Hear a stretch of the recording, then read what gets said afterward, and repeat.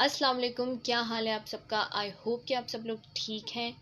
Students, आपके exam चल रहे हैं, मुझे पता है।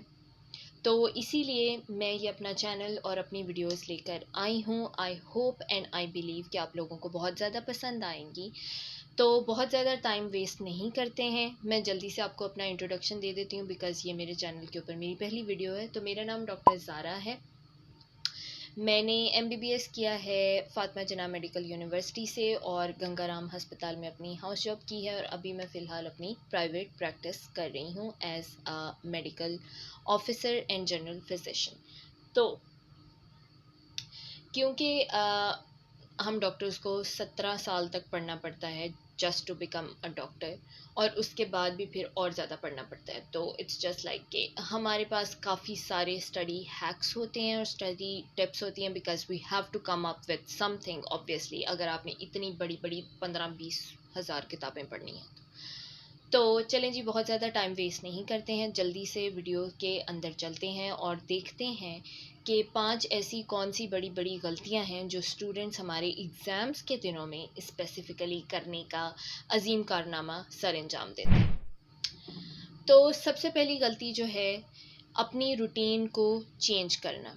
जैसे कि अगर आप बहुत ज़्यादा जागने के आदी नहीं हैं तो ज़रूरत से ज़्यादा जागना, 17 से 18 घंटे जागते रहना, या फिर ज़रूरत से ज़्यादा या कम खाना खाना, या फिर अगर आप अपने कमरे में बैठकर पढ़ने के आदी हैं तो बाहर निकल के पढ़ना शुरू हो गए। अगर बाहर कहीं थोड़ी शोर वाली जगह में बैठ के पढ़ने के आदी हैं तो बिल्कुल अपने आप को कमरे में 15 घंटे के लिए बंद कर लिया।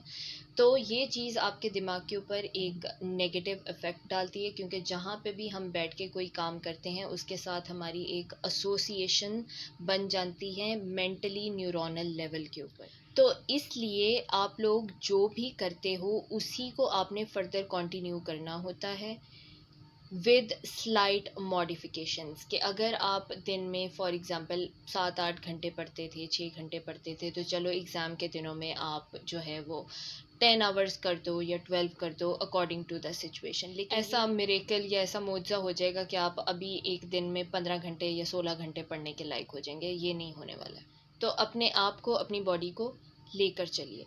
दूसरी बड़ी गलती जो हमारे स्टूडेंट करते हैं, टेक्स्ट बुक्स को पढ़ना शुरू कर देना। जो छोटी क्लासेस हैं जैसे मैट्रिक हो गया, एफएससी हो गई, कोई ये एम कैट वगैरह हो गया, मुझे तो अभी नहीं का पता है, तो उसके लेवल के ऊपर हम यूजुअली टेक्स्ट बुक से पढ़ते हैं बिकॉज हमारी टेक्स्ट बुक ही इतनी होती हैं। लेकिन अगर आप एक प्रोफेशनल लेवल पे पढ़ रहे हो, फॉर एग्जांपल आप मेडिसिन पढ़ रहे हो या आप कोई और ऐसी पढ़ाई कर रहे हो जिसकी टेक्स्ट बुक्स ही इतनी मोटी मोटी हैं, तो आप उनमें से एग्ज़ाम के एक दिन पहले तैयारी नहीं कर सकते हो। मोस्ट प्रॉब्ली आपके क्लासेस में आपके लिए कोई नोट्स बनवाए गए होंगे, या फिर कोई उन बुक्स की समरी या शॉर्ट फॉर्म होगी, या कोई ऑडियो वीडियो लेक्चर्स होंगे। कुछ ना कुछ उसका समरी और शॉर्ट वर्जन मार्केट में कहीं ना कहीं प्रेजेंट होगा। आपको उसको फाइंड आउट करना है बिफोर एग्ज़ाम्स, या अभी भी चले अगर आपके एग्ज़ाम चल रहे हैं तो आपको कुछ ना कुछ पता होगा उसके बारे में। आपने उन चीज़ों से पढ़ना है। बेहतर ये है कि अगर आपने अपने कोई नोट्स बनाए हुए हैं, क्योंकि वो आपके अपने लिखे होते हैं, आपको समझ आती है आपने क्या लिखा है, तो आप उनमें से रिवीजन करने की कोशिश कीजिए।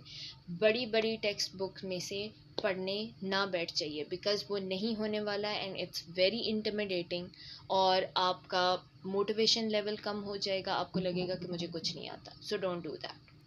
तीसरी बड़ी गलती, ज़रूरत से ज़्यादा कैफ़ीन इनटेक करना। चाय की शक्ल में हो सकता है, कॉफ़ी हो सकता है, कुछ लोग वो स्टिंग बोल रही हूँ, स्टिंग, रेड बुल, इस तरह की चीज़ें लेते हैं। तो just keep it moderate. I am not asking कि आप लोग जो है वो कॉफ़ी ना पिएं या चाय ना पिएं, लेकिन उसको एक मॉडरेट लेवल तक रखें। चलें एग्ज़ाम के दिनों में आपने 1-2 कप ज़्यादा पी लिए, इट्स ओके, लेकिन वो आपको लॉन्ग रन में फ़ायदा नहीं देने वाला है बिकॉज़ कैफ़ीन का असर 2 से 3 घंटे तक रहता है। आपको वो बूस्ट आएगा, हाइप आएगा, लेकिन उसके बाद आपकी जो टायर्डनेस लेवल है, जो स्टेमिना है, वो जितना कम होना है, प्लस आपकी मेंटल एग्जॉस्शन जितनी ज़्यादा होनी है, उसका आपको अंदाज़ा नहीं है और आप कुछ भी नहीं फर्दर कर पाएंगे। तो बेहतर यही है कि आप बीच बीच में थोड़े ब्रेक लेते रहें, रेस्ट लेते रहें। अगर आपको लग रहा है कि मुझे बहुत ज़्यादा नींद आ रही है तो 30-45 मिनट का नैप लेने में कोई हर्ज नहीं है, ज़रूर लें। लेकिन कैफ़ीन ज़्यादा मत लीजिए, बिकॉज़ आपको जो चीज़ें याद होंगी वो आपको लॉन्ग रन में याद नहीं रहने वाली हैं, वो कल परसों आपको भूल जानी है अगर आपने वो चीज़ें चाय के ज़ोर पर याद की हुई हैं। चौथी बड़ी गलती, कुछ भी नया याद करने लग जाना, कोई ऐसी चीज़ जो आपने ज़िंदगी में पहले कभी देखी ही नहीं, टच ही नहीं की, कोई ऐसा टॉपिक, कोई ऐसा चैप्टर जो आपने कभी नहीं पढ़ा, through out the year, through out your syllabus आपने देखा ही नहीं। लेकिन अभी अचानक से आपको रियलाइजेशन हुई कि ये टॉपिक तो भई मुझे पढ़ना है और इसको अभी के अभी पढ़ना है, अभी याद करना है, अभी समझना है और अभी इसको कल एग्ज़ाम में लिख के आना है। तो ये नहीं होगा। Does it even make any sense? आपको ये नहीं याद होगा। आपको पता होगा कि एक टाइम लगता है, आपको उसको बार बार रिविजन्स देनी पड़ती हैं, and over the period of time वो चीज़ आपके दिमाग में पक्की होती है कि आपको वो लॉन्ग रन में याद रहे।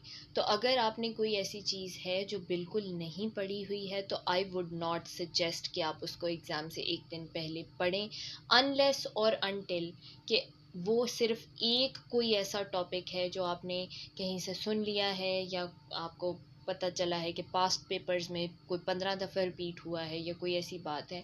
तो अगर आपको लगता है कि एक आधा कोई ऐसा क्वेश्चन है जो आपको लग रहा है कि 80-90% चांसेस हैं कि वो इस साल भी आ जाएगा, तो उसमें ठीक है कि आप एक टॉपिक इस तरह से कर सकते हैं। लेकिन ये नहीं कि बिल्कुल ही कोई 1700 नई चीज़ें आप याद करने लग जाएं।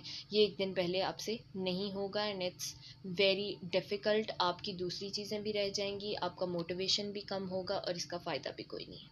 और आखिरी और सबसे बड़ी जो गलती हमारे स्टूडेंट्स करते हैं वो ये है कि दूसरों से पूछने लग जाना कि तुम्हारा कितना हुआ है, कितना याद हो गया है, तुमने किसको कितना पढ़ के क्या सुना दिया है, मुझे बता दो सब कुछ। तो ये आप ना करें। आप बस अपनी लाइफ पे ध्यान दें, अपनी स्टडीज़ पे ध्यान दें, क्योंकि हर किसी का एक पढ़ने का, कोई भी काम करने का एक अपना तरीका होता है।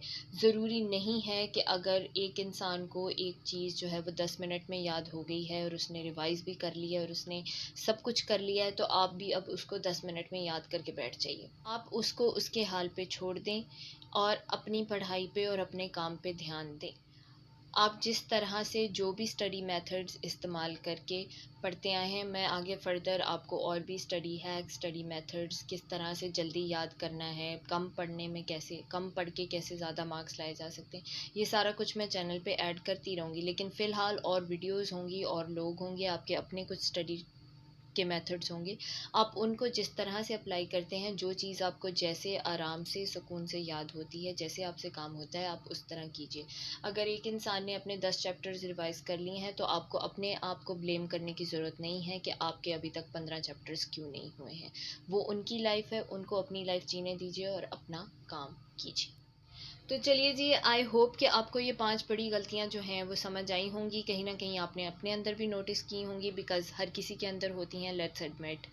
तो अगर आपको पसंद आई हैं तो please hit the like button, मेरे चैनल को सब्सक्राइब कर लीजिए और पोस्ट नोटिफिकेशंस ऑन कर लीजिए, ताकि आपको टाइम टू टाइम इस तरह की वीडियोस की नोटिफिकेशंस आती रहें, क्योंकि मैं स्टडी टिप्स, ट्रिक्स और हैक्स और प्रैक्टिकल फिजिबल मेथड्स जो हैं वो लेकर आती रहूँगी। ऐसी कोई हवाई चीज़ें नहीं होंगी, प्रैक्टिकल चीज़ें होंगी जो आप हर कोई, इवन 10वीं क्लास का स्टूडेंट भी अप्लाई कर सकेगा। और इसके अलावा मेरा एक दूसरा चैनल भी है जिसका नाम है इंस्पो मोटिवेशनल स्टफ़, जिसके ऊपर मैं मोटिवेशन, सेल्फ लव और सेल्फ डेवलपमेंट और रिलेशनशिप के हवाले से इंग्लिश में वीडियोस बनाती हूँ। तो अगर आप में से कोई इंटरेस्टेड है, जब आप लोग एग्ज़ाम से फ़ारिग हो जाएं, अभी ना देखना शुरू कर दीजिएगा, तो उस चैनल के ऊपर जाकर आप अपनी वीडियोस जो हैं, अगर आपको पसंद आए, दिल चाहे तो आप वो भी देख सकते हैं, नहीं दिल चाहेगा तो इट्स ओके, इट्स फ़ाइन।